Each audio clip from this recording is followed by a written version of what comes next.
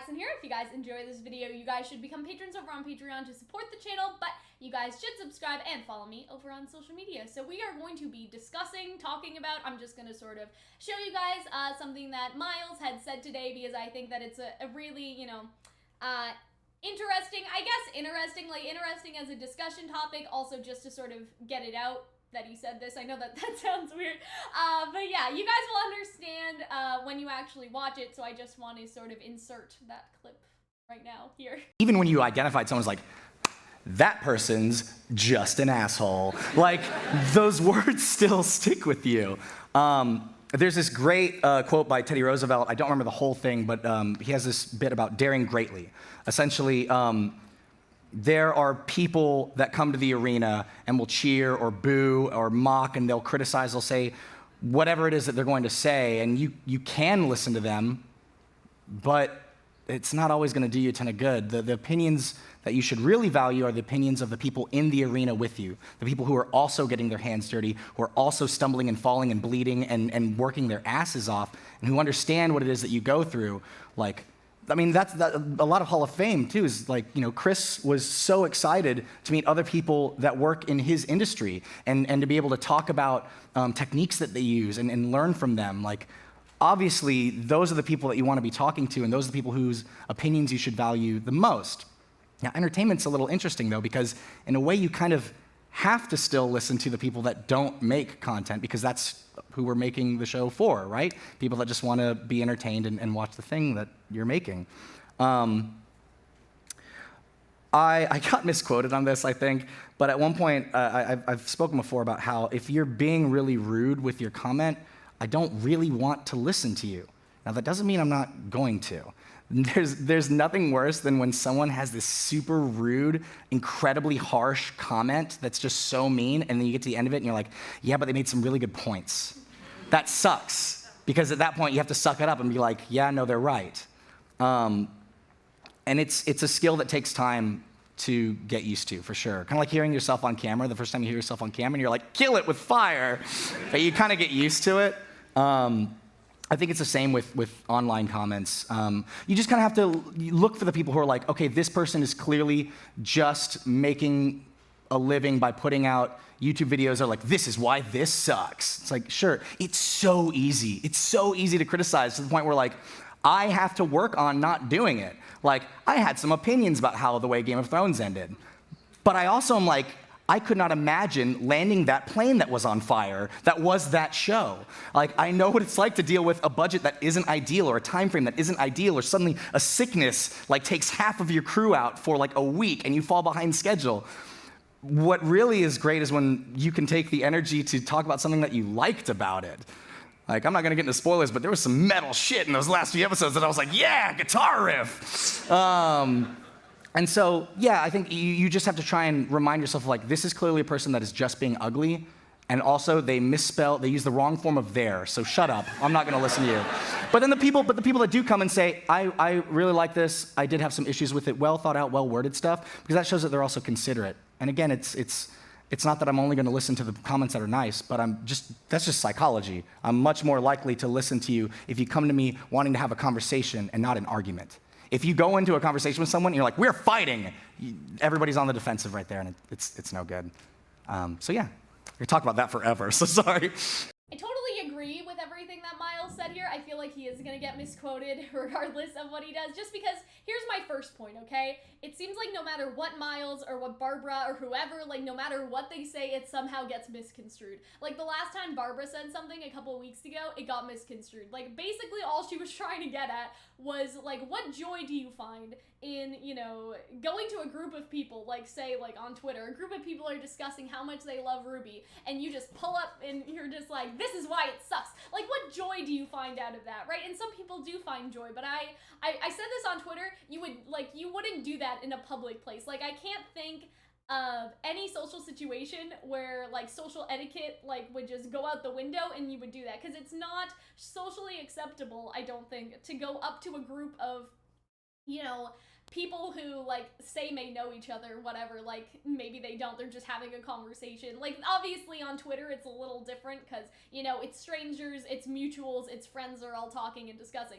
But, you know, that are having a conversation about how much they like something or how much they enjoy something, and you pull up a chair and you're just like, no, you're wrong, this is why it sucks. When, like, first of all, you don't know them. That's the problem I get the most, is people that don't follow me just trying to start nonsense, right? And then secondly, like, why would you insert yourself into a conversation where you do not belong? And I know that conversations deviate, but if they wouldn't deviate to that extreme, I don't think that that person necessarily belongs in inserting themselves in that conversation, right? So that's kind of what Barbara was like trying to say, and people just like took her out of context, right? And they're like, oh, you're just telling the fans that have problems not to watch the show. Like, no, that's not what she said, bitch. That's not what she said. So I'm glad that Miles got a chance to really elaborate here, and I do agree with everything that he said. And I've said this before, right? Like, if you are not a writer, if you are not an animator, you just lose some perspective, and that's not like the fault of any critic. It's just you don't have like the full scope of it, and that's okay. You can still criticize and not have the full scope, but it only makes sense to value the opinion of somebody who is, say, a writer and an animator and also a critic, you know, the highest, if you want to sort of call it that their opinion should be the most valued, right? Because the way I see it, like, you can have sort of, you know, a critic that doesn't like necessarily know anything about writing, but then you have a writer or an animator who is usually their own critic, who is sort of always, you know, criticizing to some extent, and then they also have that experience. It just makes more sense to me that you would value that opinion the most, right? And he does point out you still have to listen to the fans, right? No matter like what their sort of level is of how much they are in a certain field. Because I'm sure there are people that watch RWBY and they are writers and they're animators and all that stuff. Like Unicorn of War is a great example of someone who is a writer who also makes RWBY criticism videos. And I'm gonna be bold. I think that that's who Miles was talking about at the bottom, and you guys will see what I mean by that. I think that's like almost directly like, if he's not talking about Thomas, I have no idea who he is talking about. Because, like, Hunter and I write, but we're definitely not necessarily as articulate as Thomas. But anyway. So there's definitely that. And I'll get to that later. So if you're curious to what I'm referring to, obviously stick around. But yeah, I think that he also makes a good point that, yeah, people are rude, and then sometimes they make good points. And even with me, like, when I see people being rude, but I'm just like, yeah, I kind of agree with what they said, though, it does suck. Like, even for just, like, the casual, like, I guess, outsider, like, reading somebody else's comments about RWBY when they're being just a total asshole, but they also make a point that I would agree with, right? And so let's just like use, I guess, I don't know, a random example. Like if somebody was being rude about Oscar's arc, right? That Oscar like basically disappeared and we all thought it was gonna be this big thing and then it wasn't, right? But if somebody was being a total asshole, it's hard because I'm like, nah, like you're being a dick, but at the same time, yeah, I guess there's a Venn diagram of overlap where, yeah, we sort of agree on the same thing. But it's about, I guess, how you phrase it. You know what I mean? And I like how he says it's a skill. Like, it's a skill to take, like, that takes time and takes getting used to. And I think that's true for pretty much anything that has to do with being sort of in, like, a public spectacle. But yeah, it's definitely sort of a skill. Because I get questionable comments all the time. Usually sometimes it's about Hunter and I yelling, and about that there's not much I can do. But at the same time, it's like, yeah, if Hunter and I, if somebody complains that Hunter and I are being too loud or whatever, I went into my settings in OBS and I like moved the dial so the noise gate wasn't in the red, so it would only stay in the green to manage the sound, or like I've done something with my microphone now. It's like, it's a whole thing. I'm not going to explain it. But it's sort of like, yeah, that person was being super rude, but I still listened because obviously they had an issue. And so I totally agree with Miles on that. Just like, I don't want to be like, oh, being a YouTuber. No, like, but you guys understand what I'm saying. And so the next thing, you just have to look for people who are clearly making a living by putting out YouTube videos going, this is why this sucks. And so I feel like that's just so true. Like, I feel like that's the truest thing anyone's ever said, because It is easy. And you know what? I'm try not to judge because I'm like, you go out there, you make your money, whatever, right? Like to other YouTubers. At the same time, I see the stuff that people put out and it is not well thought out analysis. You know what I mean? It is not well thought out criticism. It is clickbait. It is garbage, right? I can think of like one or two like Ruby channels in particular where I'm like, no, like there's go out there and make your money, and then there's like, nah, y'all are like trash, right? And so for example, like you know, I think that people don't necessarily like how Vex presents things, but I don't think he's like some money hungry asshole who is making a bunch of these like clickbait titles just to do it. Like, no, I think that he has, you know, solid points, and I enjoyed, people may flank me. Anyway, people may get mad at me for this, but I really enjoyed the video he did, like the Ruby quiz video. If you guys didn't watch it, you guys should watch it. But yeah, I'm just saying that there's definitely some differences between, and I feel like there's a scale, and I feel like somebody made this like sort of tier list thingy where it's like on this side and then on this side. It's one of those like, you know, this line means something and then that line means something. We don't have my whiteboard anymore, so I can't show you. But you guys probably understand what I mean, like of Ruby YouTubers and of criticism and like whatever. And so it's just like there are people that are just garbage and that are doing it like it's obvious clickbait and it's obvious trash, and like some of it's not even true. Like it's not, I wouldn't even call that criticism. Right? And so like usually I am like, you know what, you go out there with your clickbait title, you make your money, but like sometimes I'm just like, it just feels like there's a moral or like ethical like thing going on here where I'm like, I could do that, that would be easy, but at the same time I'm like, I wouldn't feel morally comfortable with myself if I did the things that some people do. Anyways, and so I'm gonna get to, I guess, the last part, is that he says it's important to find the people like, I liked this, but I had issues with this, this, and this. People who come with well thought out and well worded stuff because it shows that they are considerate. And I think that does make a lot of sense. If you are well thought out and well worded and well spoken, like I think that Thomas definitely is Unicorn of War. And that's why I was just like, I feel like that's about Thomas. Like, I feel like there's no doubt in my mind. Like, I know that, like, you know, to some extent Miles and Carrie can't watch that stuff because of legal issues, but I'm sure that they do. Their lawyers just tell you that they don't. And so when I read that, I'm like, that's definitely talking about Thomas in my mind. Like, people that are well thought out and, you know, well worded and all of that stuff in their videos. And I do agree. I feel like if somebody's just being an asshole and sort of being very like vulgar, that's not necessarily well thought out. You know what I mean?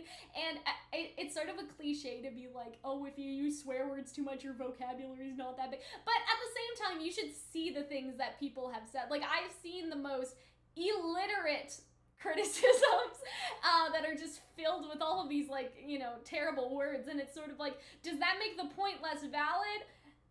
Like, obviously, if there's a point in there, we can still get it. Like, if somebody posted the most, like, illiterate, you know, rude, like, you know, garbage or whatever about, like, again, let's just use a non-controversial example, like Oscar's little thing in volume 6. It's sort of like, I guess there's a point buried in there, but it's sort of like, I hate to compare it to school, but there's a difference between, you know, how you would word things like in an essay to get like an A+ in a class, or even a B, or even a C, just satisfactory. That is what C is here. It's satisfactory.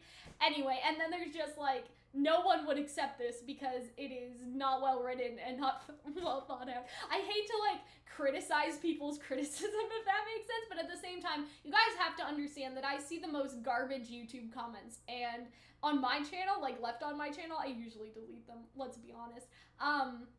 But also just on other people's channels, and it just sort of amazes me, like how someone could criticize Miles and Carrie's writing when they themselves are illiterate. And like, I don't mean that in a sense of, oh, well, English isn't their first language sort of thing. I mean that they are like a true-blooded American and they just cannot like type or like write or whatever. Like, they just cannot spell or just, you know, write a complete sentence that has like periods and punctuation or whatever to save their life. Especially like YouTube comments run on sentences, guys. Like, anyway, that's a little off topic, but I definitely agree with what Miles has said, I guess, so far. We're basically at the end.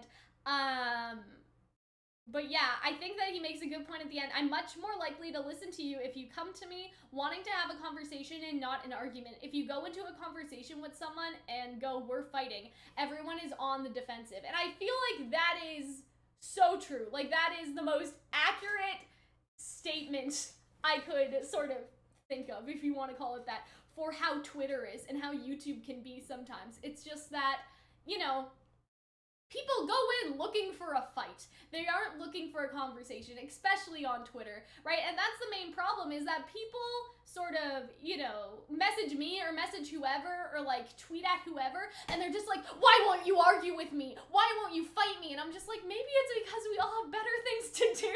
I don't know. Like, I'm just baffled at the fact that people think that they can angrily sort of tweet and try to start a confrontation with a YouTuber or with Miles and Carrie, and that they're somehow obligated or that they will somehow answer. It just seems so ridiculous to me. It just seems so ridiculous that somebody would go all in on the offensive and then demand a reply because, oh, well, I gave you criticism, you're supposed to like read it and reply. Like, no, they get so many tweets, they get so much. I see people so angry that Rooster Teeth or Miles and Carrie or that Barbara or whoever just won't personally address them, and I'm just like, okay, well, you and the other million people that watch the show, like, you know, obviously not everyone's trying to get their attention, but I'm like, why would they give, like, there's only 24 hours in a day. Why would they even give a minute to you? That's just my perspective on that. And I have a bad habit, okay? I go in on people on Twitter. Like, I tend to fight with people a little bit, right? But I'm trying to learn not to do that, because at the end of the day, people are looking for a fight. They're looking for drama. They're trying to be toxic, and it's a waste of, I know it's a waste of my time. It's a waste of my followers' time, because they're gonna read that. At the end of the day, I'm still human, okay? I still get involved with it.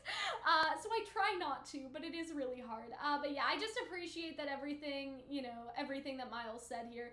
I had an ending, but I wanted to make an amendment. It's just sort of like, the other thing that I do appreciate in the, you know, in the RWBY fandom is that a wide variety of people are represented. You know what I mean? And it seems like we had this conversation on Reddit like a month or two ago, but it seems like people don't know that RWBY YouTubers who like the show actually exist. At least they don't know that on Reddit, because I feel like, especially in the RWBY fandom, you can find someone on both ends of the degree. You know what I mean? Like, if you're a big fan of the show, you love the show, you don't necessarily want to think about criticizing the show, right? Like, I think that Arnold has definitely gone in a little bit, like, on his live streams, like, with his own personal thoughts on certain things or his own criticisms, but generally, like, if you want the most positive end of the spectrum, like, that's sort of where Arnold is. You know, if you want somebody who has well thought out criticism and is also a big fan of the show, that's sort of where Thomas comes in, I definitely think.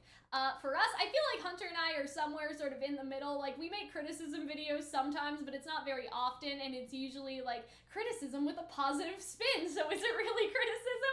If we did like the characters' problems, praise, and possibility series, that is coming back, in case anyone's wondering. And we also, you know, did video on the RWBY manga, but we've aired our problems, but at the same time, I would say generally most of our videos are positive and having fun, especially lately with the shipping side of things. We do have a lot of fun, so there's that. And then, like, you know, as it sort of, I guess Arnold was over here, so we're this way. So I guess it's like, you know, there is sort of that like middle too of like, oh, you want some criticism, but also want some spicy shipping videos. That's us, I guess. But you know, and then as it sort of goes down, you can also find people that are varying degrees of critic that may not necessarily be like RWBY super fans, if that makes sense. And so I feel like that, you know, everyone is sort of well represented to some extent, like by, I don't want to say a particular RWBY YouTuber, but there are definitely like, there's a RWBY YouTuber for you somewhere. And so that's like the thing I wanted to tell Reddit the most, is that there was this entire thread about this, like, there are positive RWBY YouTubers, they are out there, you just have to give them your support, you know, sort of thing, right? Because like, especially on Reddit, they don't seem to think that there are any positive ones. And I'm like, there's Arnold, like that Kaito Dan I think is a good one, Portal, I think David's like, you know, a cool dude. He's a pretty positive fella. Like, even Thomas, people don't give Thomas a chance because all they see is sort of, you know, oh, it's another criticism video. They don't give Thomas a chance. Give Thomas a fucking chance. That's all I'm trying to say, okay? So that is like, you know, that's that for that. But obviously, like, I enjoy some of the RWBY critic videos. Did I say this in this cut? I don't know if you guys are gonna, like, give me some flack for this, but I really enjoyed Vex's video of the RWBY quiz. I think I did say that already. I have had to re-record this a couple times. I've been interrupted. We're trying to buy luggage for when I go to RTX and I want Mickey Mouse luggage. That hasn't been going so well, so I've been interrupted a couple times by my mom. We're desperate in the search, guys. If you guys know a Canadian store that would sell me Mickey Mouse luggage, let me know. But yeah, this is where I'm gonna end it. I hope that you guys did enjoy, and I'm excited to hear your thoughts. I will see you later. Bye. I hope that you guys enjoyed the video. I'm just gonna take a moment here to thank our patrons over on Patreon and our Discord server moderators who are a part of our community.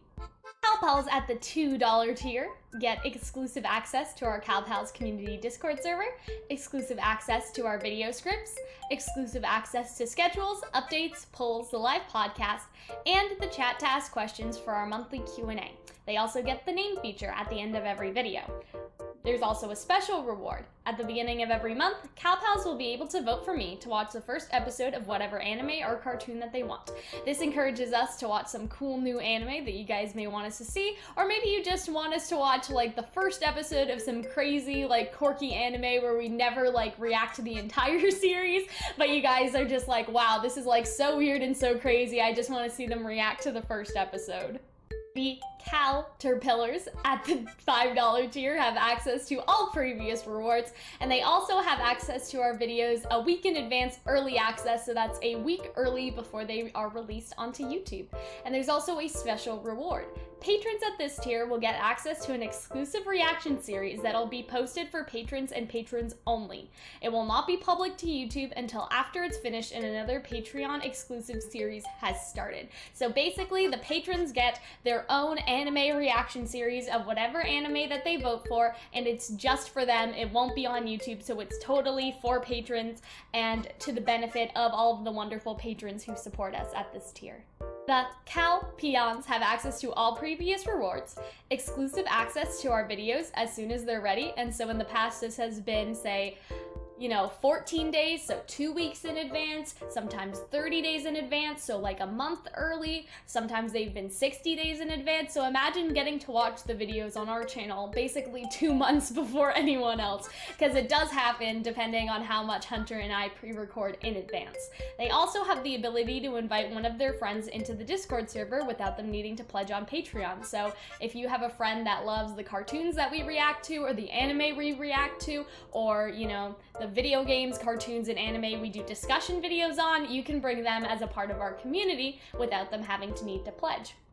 But they also get a special reward, and this is 3 video tickets. So these can be used to request videos. 1 ticket equals 10 minutes, so if you guys have seen, we've done a lot of shipping video requests, we've done a lot of reaction requests that say pay Patreon video in the brackets, and so those are videos that patrons have used their tickets on to get us to do for them. The Calzones have access to the Calzone, which is a special reward for this tier that I'll explain in a moment, but they get access to all previous rewards. They get 6 video tickets, which would be long enough for, say, 2 anime episode reactions, or 6 10-minute videos, so 6 shipping videos, for example, 6 discussion videos if they're all 10 minutes long, and they also have the ability to invite 2 of their friends into the Discord server without them needing to pledge on Patreon. And they will also get access to the VIP chat since they are a VIP, and so that is where the Calzone comes in. The Calzone is our VIP text chat on Discord. We also do a monthly VIP-only voice call. Let's just take a small break here to thank the moderators on my Discord server. So they obviously help out a lot with moderating and setting up events for the community and just being, generally good parts of the community to have around.